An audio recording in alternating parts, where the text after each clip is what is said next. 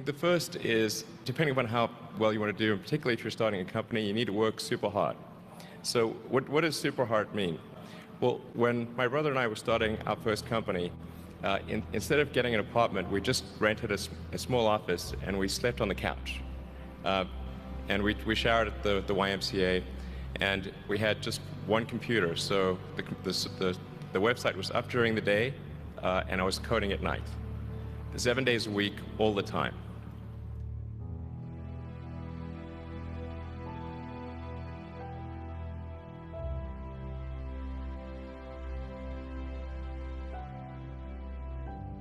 Work hard like every waking hour. That's the thing I would say particularly if you're starting a company.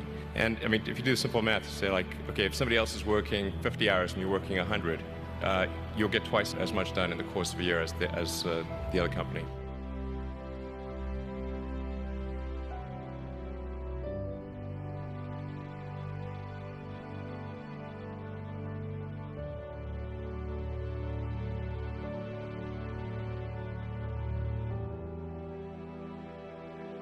I think too is you got to make sure that whatever you're doing is a great product or service. It has to be really great. And I go back to what I was saying earlier, where if you're a new company, I mean, unless it's like some new industry or new market if it's an untapped market, then you have more ability the standard is lower for your product or service. But if you're entering anything where there's an existing marketplace against large entrenched competitors, then your product or service needs to be much better than theirs. It can't be a little bit better, because then you put yourself in the shoes of the consumer and they say, why would you buy it as a consumer? You're always going to buy the trusted brand unless there's a big difference.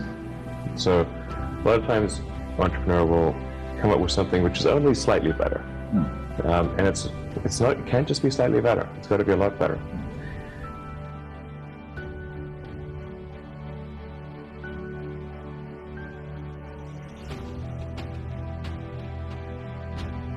The other thing I'd say is that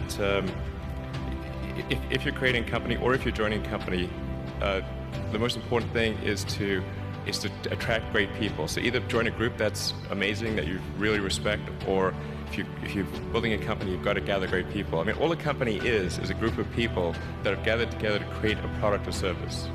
And so depending upon how talented and hardworking that group is, and the degree to which they are focused cohesively in a good direction, that will determine the success of the company. So do everything you can to gather great people if you're creating a company.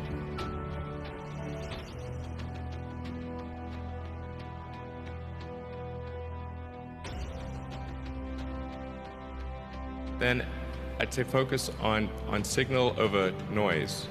A lot of companies get confused. They spend money on things that don't actually make the product better. So, for example, at Tesla, we've never spent any money on advertising. We put all of the money into R&D and manufacturing and design to try to make the car as good as possible. And I think that's the way to go. So for any given company, just keep thinking about, are these efforts that people are expending, are they resulting in a better product or service? And if they're not, stop those efforts.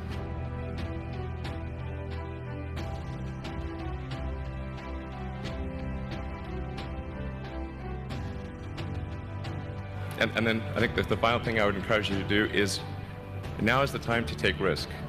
You don't have, you don't have kids, but as you get older, your obligations increase. And once you have a family, you start taking risk not just for yourself, but for your family as well. It gets much harder to do things that might not work out. So now is the time to do that before you have those obligations. So I would encourage you to take risks now. Do something bold. You won't regret it.